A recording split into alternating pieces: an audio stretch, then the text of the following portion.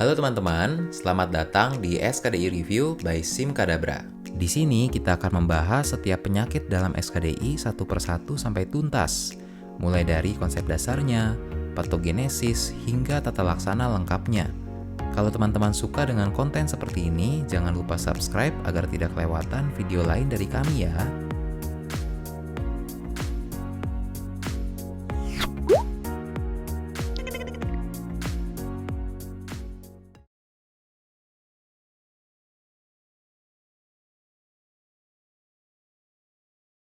Ya, hari ini kita akan membahas mengenai beberapa soal tentang Duchenne Muscular Dystrophy ya teman-teman, singkatannya DMD.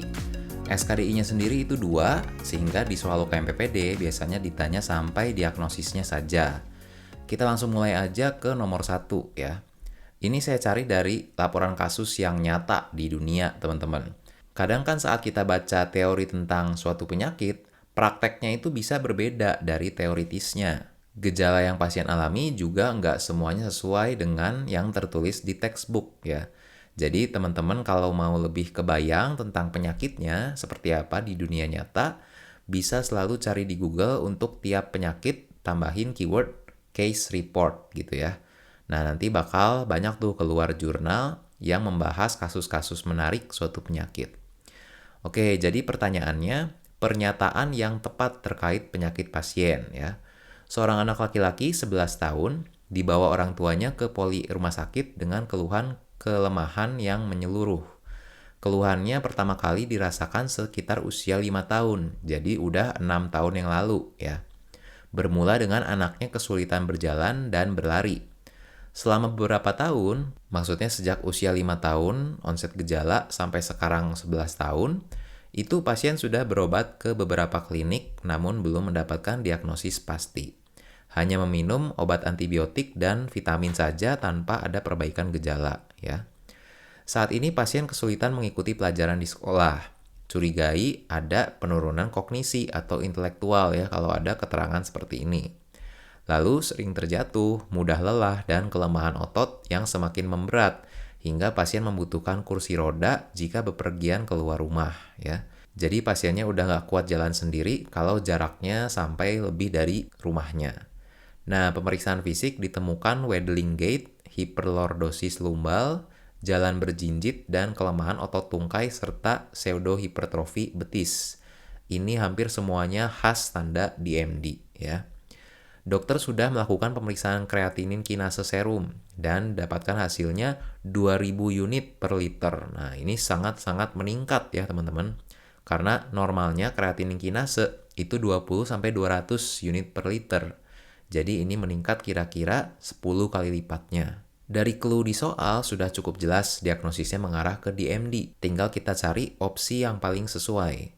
Opsi A itu salah ya, karena seharusnya DMD diturunkan secara X-linked resesif. Kemudian opsi B salah juga, karena ini bukan merupakan autoimunitas, melainkan suatu penyakit herediter yang ada secara kongenital.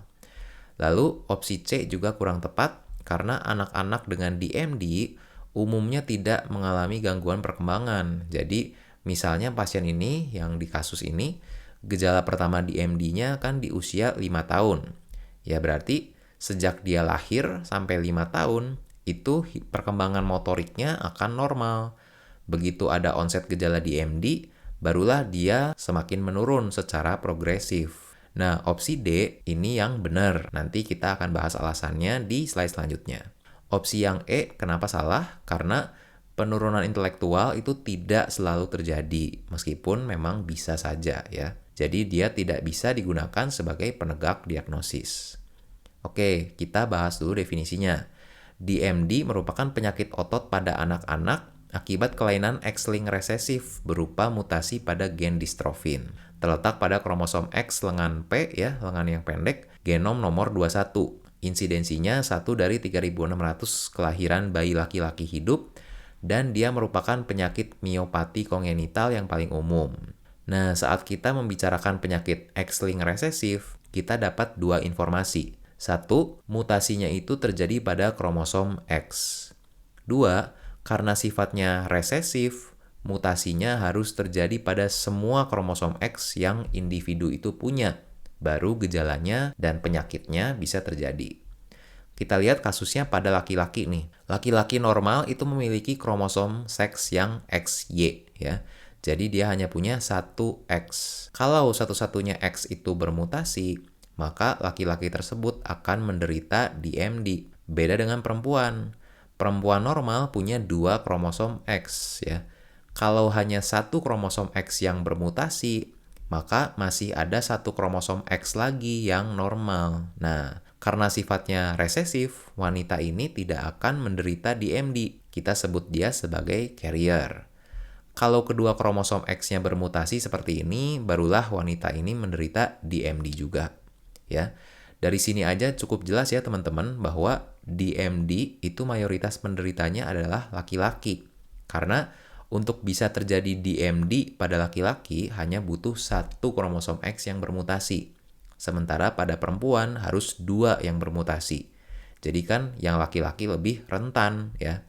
Selain itu, untuk bisa mendapatkan anak wanita dengan kromosom XD-XD ini yang berpenyakit yang bermutasi dua-duanya, minimal harus terjadi konsepsi atau perkawinan antara pria yang sakit dengan wanita yang carrier. Nah, sementara karena prognosis dari penyakit ini, hanya sedikit pria yang bisa mencapai usia atau kesempatan untuk aktif secara reproduktif ya, untuk bisa memiliki kesempatan punya anak. Nah, oleh karena itu, wanita dengan penyakit DMD hampir tidak pernah dilahirkan ya. Mudah-mudahan bisa dimengerti ya teman-teman. Kalau teman-teman ingin penjelasan yang lebih detail tentang genetik-genetik ini, bisa cek di video teori kita, linknya ada di kolom deskripsi. Setelah kita tahu bagaimana DMD diturunkan, kita pelajari apa efeknya kalau kita kekurangan si distrofin itu ya. Distrofin ini diekspresikan pada otot skelet dan otot jantung, teman-teman. Dia berfungsi menghubungkan membran sel otot atau sarkolema ke sitoskeleton aktin. Sehingga dia menstabilkan sarkolema secara struktural. Seandainya nggak ada distrofin, maka sarkolemanya itu akan lemes ya, jadi gampang kolaps. Selain itu, dia juga melindungi otot dari kerusakan akibat kontraksi yang berulang. Nah, jadi sebenarnya kalau otot kita berkontraksi, itu kita memberikan cedera atau injury pada otot kita sendiri. Nah, karena ada distrofin ini, injury itu bisa sedikit ditahan ya. Nah, kalau distrofinnya berkurang, otomatis integritas sarkolemanya menurun. Sehingga satu, homeostasis ion kalsium akan terganggu ya. Kalsium yang ada di dalam sel ototnya cenderung akan meningkat. Lalu, setiap kontraksi otot jadi lebih mudah menimbulkan kerusakan. Nah, karena kerusakan yang berulang, regenerasi berulang, akhirnya siklus rusak dan regenerasinya semakin sering berulang daripada normal. Akibatnya, jaringan otot akan tergantikan oleh jaringan lemak dan fibrosa secara progresif. Onset gejala umumnya pada usia 2-5 tahun. Sebelum onset, perkembangan motorik anaknya normal ya teman-teman, seperti penjelasan di soal tadi. Setelah onset, barulah muncul kelemahan otot yang progresif. Nah, di sini tanda-tandanya mirip parese LMN ya.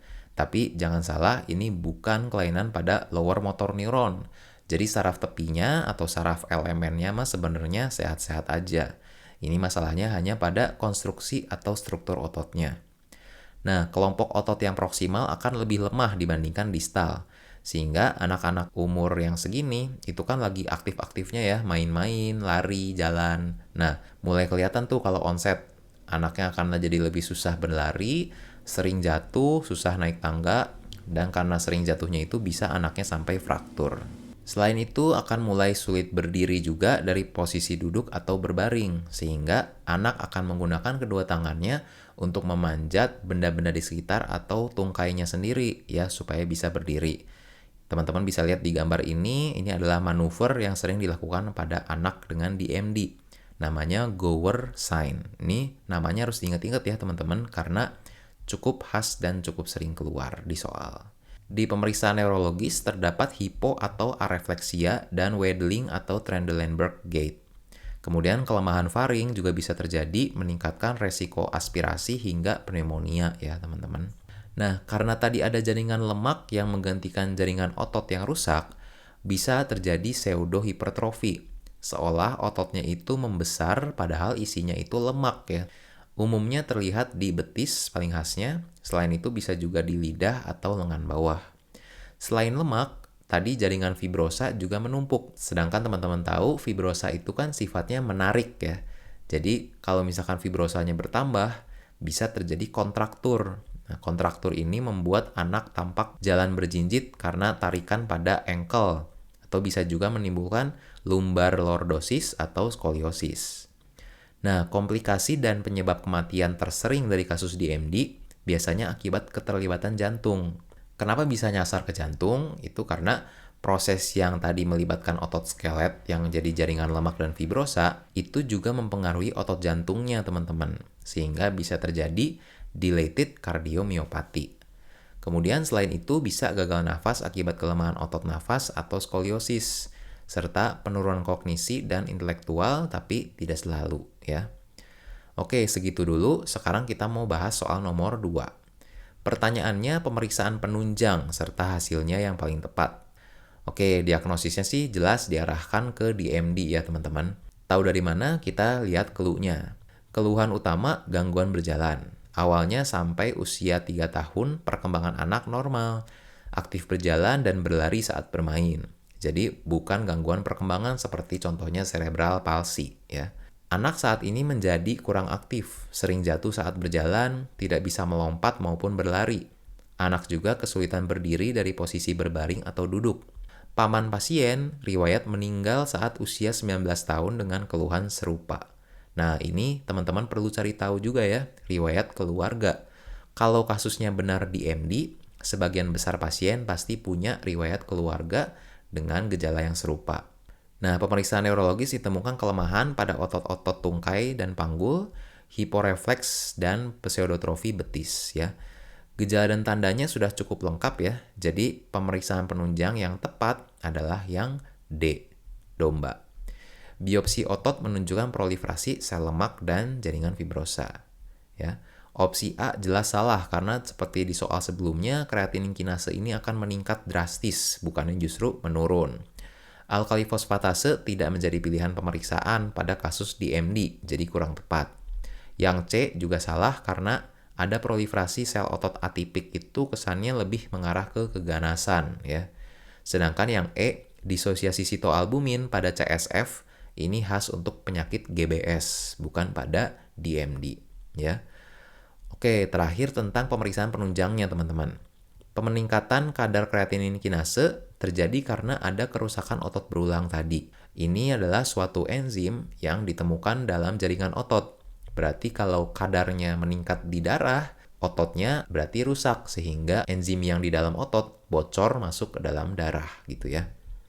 Nah, peningkatannya itu sangat signifikan teman-teman, bisa 10-20 kali lipat dari batas normal maksimalnya. Berikutnya tadi bisa biopsi otot, jadi kita lihat spesimennya apakah terdapat banyak jaringan ikat dan jaringan lemak atau enggak. Nah, ini teman-teman lihat ya, preparat histologi potongan melintang otot skelet. Normalnya serabut otot itu penuh seperti ini, ya. Setiap serabut tampak seperti pulau-pulau yang warna merah. Dengan inti selnya itu multiple ada di pinggir-pinggir serabut ototnya. Kalau terjadi DMD, bisa terlihat serabut ototnya akan udah berkurang secara ukuran ya. Kemudian bisa terlihat proliferasi jaringan lemak yang putih-putih ini. Serta jaringan ikat di sekitar pulau-pulaunya itu juga tampak semakin tebal. Nah, tadi sempat disinggung kalau kelainan ini mirip dengan defisit LMN ya. Cara kita bedain dengan kelainan saraf adalah dengan EMG NCS. Hasilnya pada DMD tidak ada denervasi atau gangguan pada saraf tepinya. Jadi di sini tidak ada kelainan saraf, melainkan hanya struktural ototnya saja. Selanjutnya pemeriksaan yang gold standar itu adalah analisa genetik. Jadi kita cari tahu locus dystrophin di tadi XP21 itu ada mutasi atau enggak. Terakhir, untuk mencari tahu adanya komplikasi ke jantung, kita bisa cek EKG atau ekokardiografi. Oke, terakhir kita mau bahas satu tipe lain distrofi otot yang sering dibicarakan juga ya, yaitu Becker muscular dystrophy. Becker ini saya belum pernah lihat di soal UKM-PPD asli, tapi beberapa kali keluar di tryout ya, jadi saya masukin aja teman-teman. Singkatnya, Becker lebih ringan dibandingkan Duchenne. Kadar distrofinnya lebih sedikit berkurang dibandingkan Duchenne, di mana kalau Duchenne itu bisa sangat sedikit atau bahkan tidak ada distrofin, ya. Onset usianya juga lebih dewasa, kalau Duchenne 2-5, sedangkan Becker 5-15 tahun. Harapan hidupnya lebih panjang dan kalau Becker itu tidak ada penurunan intelektual. Jadi teman-teman bisa pakai sebagai patokan, kalau di soal nggak ada penurunan intelektual, lalu ada opsi Becker muscular dystrophy, dan onsetnya juga lebih lambat, nah kemungkinan jawabannya mengarah ke sana ya. Oke teman-teman, mungkin sekian pembahasan mengenai DMD ya, mudah-mudahan bisa dimengerti. Ini seperti biasa ada tabel diagnosis banding kelainan motorik yang sering keluar di UKM PPD, boleh di screenshot dan dihafalkan, yang penting teman-teman harus bisa membedakan patogenesis dan karakteristiknya masing-masing ya. Oke, mungkin sekian untuk video kali ini, mudah-mudahan membantu belajarnya. Apabila ada yang ingin ditanyakan atau diusulkan, silakan tinggalkan di kolom komentar, nanti kita akan baca dan respon sesegera mungkin. Terima kasih banyak sudah menonton, keep studying and let the magic work. Sampai jumpa di video selanjutnya, dadah!